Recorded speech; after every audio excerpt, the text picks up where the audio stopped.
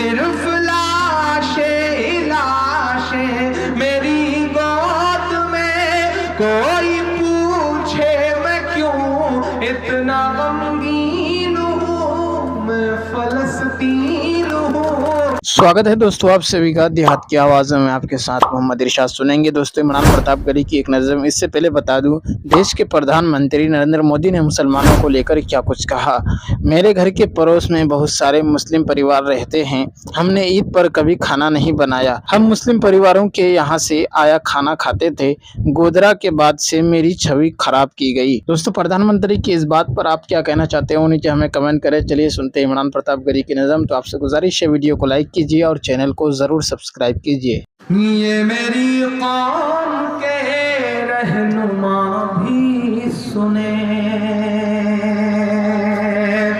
یہ میری قوم کے رہنما بھی سنیں، میری اجڑی ہوئی داستاں بھی سنیں، میری اجڑی ہوئی داستاں بھی سنیں، جو مجھے ملک تک مانتے ہی نہیں، جو مجھے ملک تک مانتے ہی نہیں، ساری دنیا کے وہ حکمراں بھی سنیں، ساری دنیا کے وہ حکمراں بھی سنیں، صرف لاشیں ہی لاشیں میری گود میں، صرف لاشیں ہی لاشیں میری گود میں، کوئی پوچھے میں کیوں اتنا غمگین ہوں، میں فلسطین ہوں، میں فلسطین ہوں، میں فلسطین ہوں، میں فلسطین ہوں۔ کہ آئے تھے ایک دن میرے گھر، آئے تھے، آئے تھے ایک دن میرے گھر، آئے تھے، دشمنوں کو بھی تنہا نظر آئے تھے، دشمنوں کو بھی تنہا نظر آئے تھے، اونٹ پر اپنا خادم بٹھائے ہوئے، اونٹ پر اپنا خادم بٹھائے ہوئے، میری اس سرزمین پر عمر آئے تھے، میری اس سرزمین پر عمر آئے تھے، جس کی پرواز ہے آسمانوں تلک، جس کی پرواز ہے آسمانوں تلک، زخمی زخمی میں وہ ایک شاہین ہوں، میں فلسطین ہوں، میں فلسطین ہوں، میں فلسطین ہوں، میں فلسطین ہوں۔ دوستو عمران پرتاپ گڑھی کی نظم سننے کے بعد آپ اپنی رائے میں کیا کہنا چاہتے ہو نیچے ہمیں کمنٹ باکس میں ضرور بتائیں۔ آئیے دوستو موت کا منظر کتاب سے قصہ حضرت امام حسین رضی اللہ عنہ کی آل میں سے ایک بچے کا سنتے ہیں۔ حضرت بہلول رحمۃ اللہ علیہ فرماتے ہیں کہ میں ایک مرتبہ بصرہ کی ایک سڑک پر جا رہا تھا، راستہ میں چند لڑکے اخروٹ اور بادام سے کھیل رہے تھے اور ایک لڑکا ان کے قریب کھڑا رو رہا تھا۔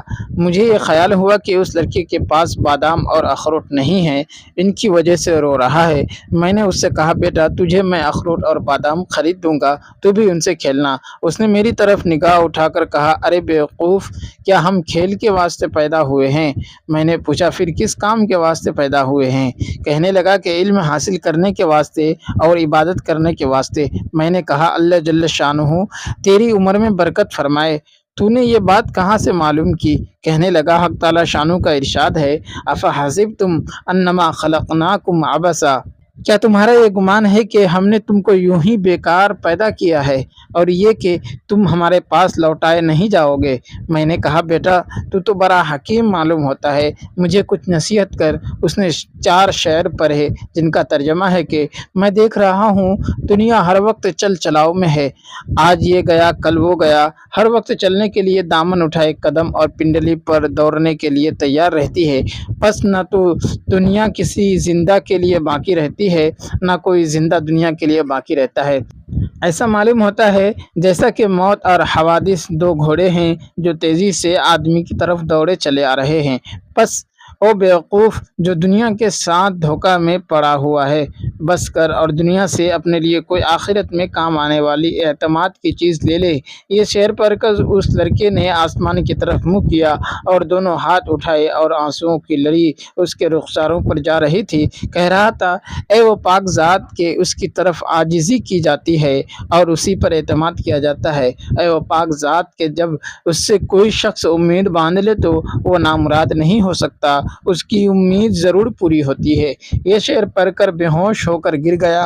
मैंने जल्दी से उसका सर उठाकर अपनी गोद में रख लिया और अपनी आस्तीन से उसके मुंह पर जो मिट्टी वगैरह लग गई थी पूछने लगा।